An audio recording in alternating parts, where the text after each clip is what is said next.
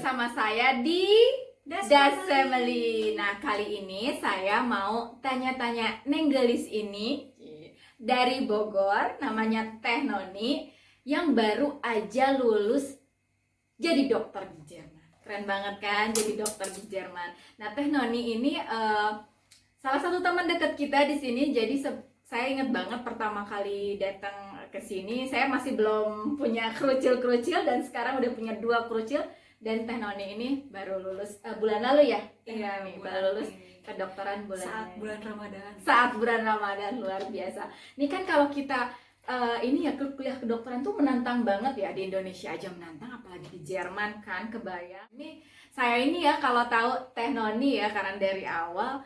Jadi Teh Noni ini kalau lagi ujian dia menghilang, entah kemana. Saya juga suka nanya, lenyap apa semedi entah di mana gitu ya. Karena memang ternyata luar biasa menantang ya untuk melewati setiap ujian, 3 ujian negara di kedokteran di Jerman itu. Yang ujian negara, Ada tipsnya nggak sih Teh Noni? Tipsnya sampai menghela nafas. Oke, saya dengarnya juga nih harus ini nih. Harus dengar baik-baik. Tips apa nih khusus untuk ujiannya atau secara umum general kuliah kedokteran di Jerman? Tipsnya itu, oh iya, sebelum tipsnya tahan dulu Teh Noni. Tadi saya mau tanya nih, katanya kalau ujian itu sudah ada jadwalnya. Iya, kalau di medicine di sini di Dresden memang dari awal tuh udah otomatis terdaftar ujian. Jadi udah dari hari pertama menginjakan kaki di Fakultas Kedokteran udah ngelihat jadwal ujiannya, itu rasanya luar biasa pasti ya. Saya mungkin langsung wow gitu. Berarti ada tips khusus, persiapan khusus nggak ini dari semester awal? Dari semester secara umum ya, secara general. Karena memang kita anak kedokteran, anak medicine emang udah otomatis gitu ya, udah otomatis terdaftar untuk ujian. Di sini bilangnya klausur ya, ujian akhir semester itu udah otomatis terdaftar. Jadi kita dari awal udah tahu nih, semester ini dapat mata kuliahnya apa aja. Terus ujiannya ada berapa ujian mata kuliahnya ada berapa gitu semester ini. Terus dari awal tuh memang udah kelihatan udah tahu, kita dikasih tahu nih jadwalnya tanggal sekian gitu.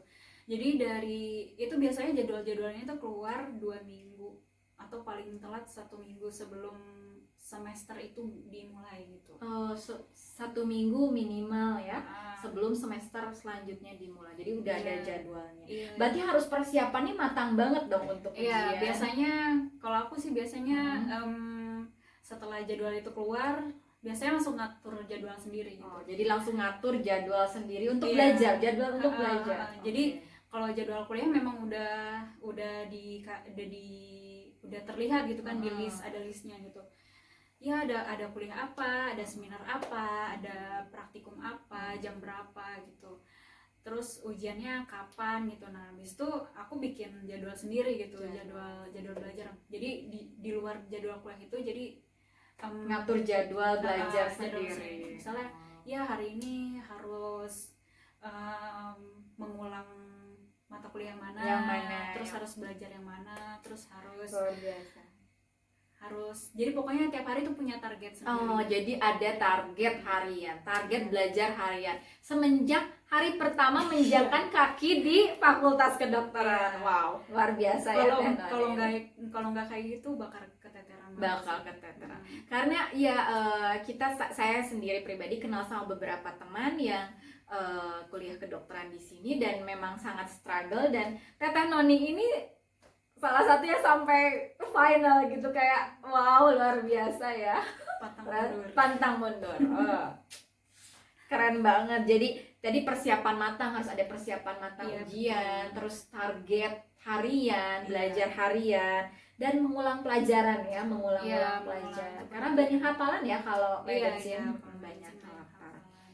Jadi kan apa sih tantangannya gitu Teh Noni kalau kuliah kedokteran di sini? Tantangannya mungkin bukan hanya kedokteran, mungkin untuk semua mahasiswa asing yang ada di Jerman. Tantangan yang pertama pasti bahasa ya, karena kita kan pakai bahasa Jerman. Iya, karena bukan bahasa ibu kita kan, bahasa Jerman itu tantangannya. Terus kedokteran yaitu banyak yang dipelajari, banyak yang harus dihafalkan.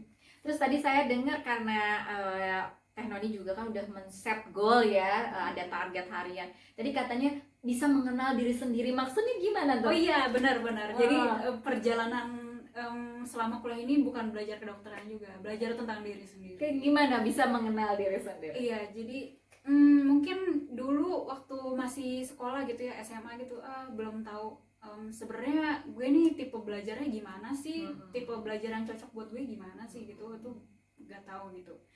Jadi selama kuliah ini jadi lebih tahu gini, karena kita mungkin berbeda-beda ya gimana kita bisa menangkap pelajaran gitu, cara belajar kita beda. Ada yang mungkin hanya dengan melihat penjelasan dari dosen dia oke, itu udah cukup buat dia gitu, dia udah bisa, udah ngerti.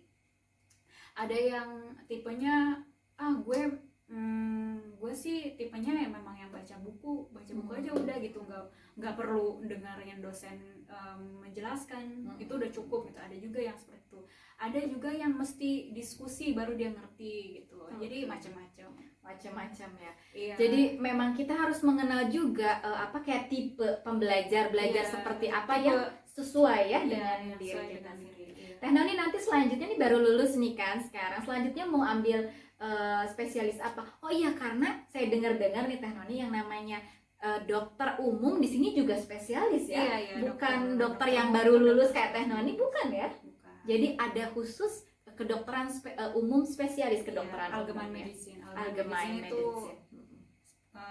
Di sini sudah spesialis.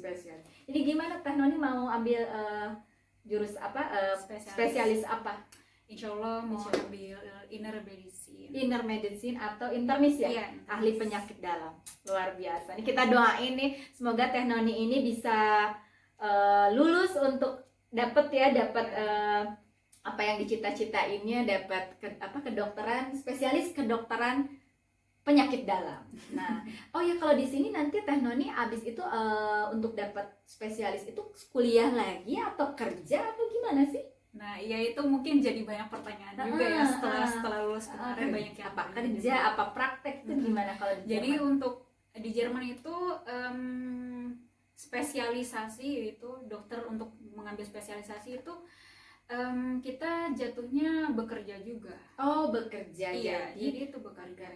Jadi bukan kuliah spesialis lagi, bukan, tapi jatuhnya bekerja, apply seperti layaknya orang mencari kerja. Iya, apply kerja. Kita daftarnya bukan ke universitas lagi, tapi daftarnya langsung ke rumah sakit. Berarti sama dengan kayak pembahasan kita sebelumnya, itu doktoran di sini atau S3 itu bukan sekolah, karena kita mendapatkan kontrak kerja normal dan dibayar memang seperti pegawai ya, seperti pekerja per bulan. Luar biasa nih, semoga kita doain nih teman-teman yang yang mau tanya-tanya lebih banyak tentang kedokteran. Ini menarik banget sih, informatif banget. Saya juga nggak tahu, sekarang kita tahu ya banyak informasi dari Teh Noni. Semoga bisa menjadi penyemangat, dan buat teman-teman atau adik-adik yang berencana pengen jadi dokter, kuliah kedokteran di Jerman dan gratis ya. Oh iya. Gratis, nggak ada biaya kuliah. Karena di Indonesia kuliah kedokteran cukup mahal ya. Nah, kalau di sini adalah gratis kuliah kedokteran. Yang penting mau belajar. Iya. Dan yang penting mau belajar. Luar biasa nih. Saya termasuk orang yang sangat bangga punya teman calon udah dokter Teh Noni ya, udah teman dokter Indonesia. Ini semoga bisa jadi penyemangat buat yang lain yang mau kuliah kedokteran di sini. Jadi Teh Noni ini udah cantik, pintar, terus sportif karena suka main basket tadi ya. Dan masih single loh. Jadi malu. Oke, menarik banget Teh Noni, terima kasih buat waktunya udah mau sama-sama sharing di Das Family, dan kita doakan semoga kedepannya lancar untuk apply menjadi dokter internis. Amin. Terima kasih. Iya, oke. Terima kasih semuanya. Nanti kita lanjutin lagi ngobrol-ngobrol seputar pendidikan di Jerman, tentunya masih di Das Family. See you next time. Salam